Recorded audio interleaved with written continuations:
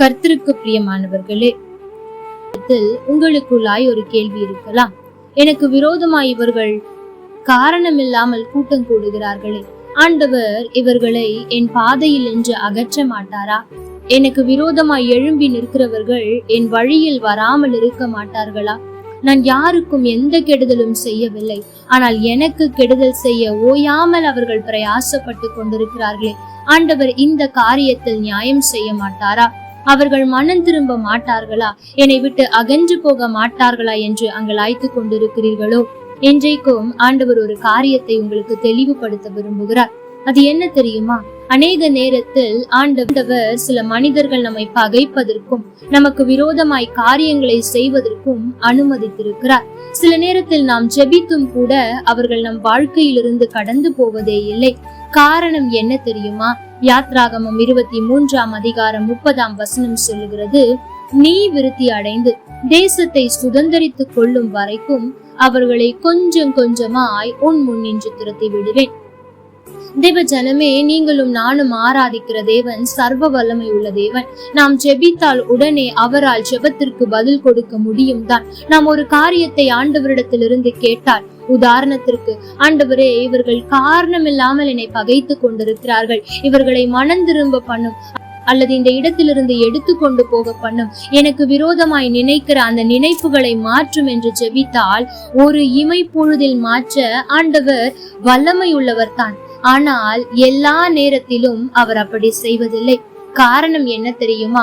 விரோதமாய் எழும்பி நம்மை துன்பப்படுத்த நினைக்கிறவர்கள் உயர்ந்திருக்கும் போது, நாம் வாழ்ந்திருக்கும் போது பார்ப்பதற்காகத்தான் ஆண்டவர் சிலரை அனுமதித்திருக்கிறார்.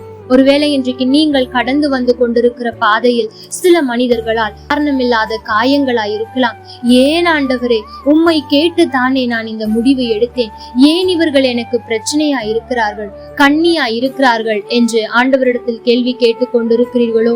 அல்லது ஆண்டவரே, உம்மை கேட்டு தானே இந்த திருமண வாழ்க்கைக்குள் நான் வந்தேன், ஏன் இவ்வளவு பிரச்சனைகள் என்று அங்கலாய்க்கிறீர்களோ?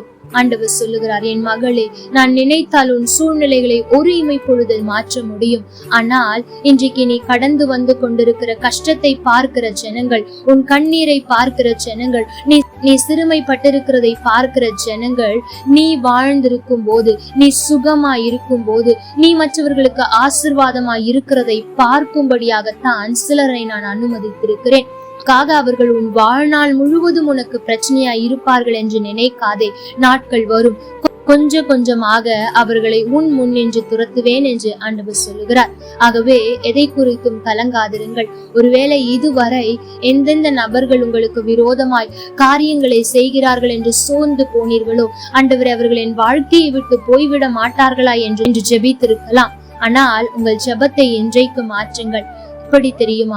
ஆண்டவரே, எனக்கு விரோதமாய் இருக்கிறவர்கள் என்னை விட்டு அகன்று போகட்டும் என்று ஜெபிக்காமல், ஆண்டவரே, அவர்கள் கண்களுக்கு முன்பாக என்னை மேன்மைப்படுத்தும், நான் வாழ்ந்திருக்கிறதை அவர்கள் பார்க்கட்டும், நான் சுகித்திருக்கிறதை அவர்கள் பார்க்கட்டும், நான் ஆராதிக்கிற தேவன் என்னை எவ்வளவு அழகாய் வைத்திருக்கிறார் என்பதை அவர்கள் பார்க்கட்டும் என்று ஜெபித்து பாருங்கள்.